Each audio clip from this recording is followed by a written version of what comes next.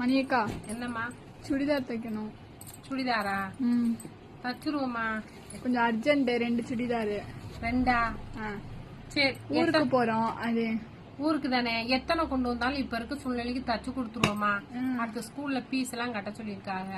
அதனால இனிமே extra duty night 10 மணி வரை இருந்து வேலையெல்லாம் முடிச்சுட்டு தான் போகணுமா.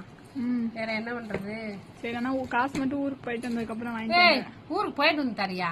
நானே ஏன் சூழ்நிலைக்கு நீ அர்ஜென்டா கொடுத்தாலும் பரவாயில்ல தச்சு தரேன்னு சொன்னா ஏன் இப்படி பண்றீங்க? ஆனா வர்றவே முக்காவாசி பேர்ல காவாசி பேர் அப்படிதான் இருக்கியா. முக்காவாசி பேர் கரெக்டா கண் மாதிரி காசு கொடுத்துறேன். இந்த கரெக்டா அந்த காவாசி பேர்கிட்ட தச்சு கொடுத்துறான். காசு வருஷம் ஆனாலும் வர மாட்டேங்குது. அதுவே லிஸ்ட பார்த்தா கிட்டத்தட்ட 55,000 இருக்குல்ல பாக்கி. இதுல தைக்காத துணி வாங்கிட்டு போகாத துணி வேற 4 கட்ட போய் கிடக்கு. ஏன்னா எந்த கணக்குல எழுதுறதுன்னு தெரியல.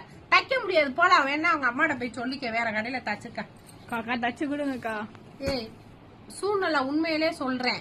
காக்கா ப்ளீஸ்க்கா தச்சு கொடுங்கக்கா. அக்கா சரில, அக்கா இறக்க போனோம், தச்சு தாரேன். ஊருக்கு போயிட்டு வந்தா தயவு செய்து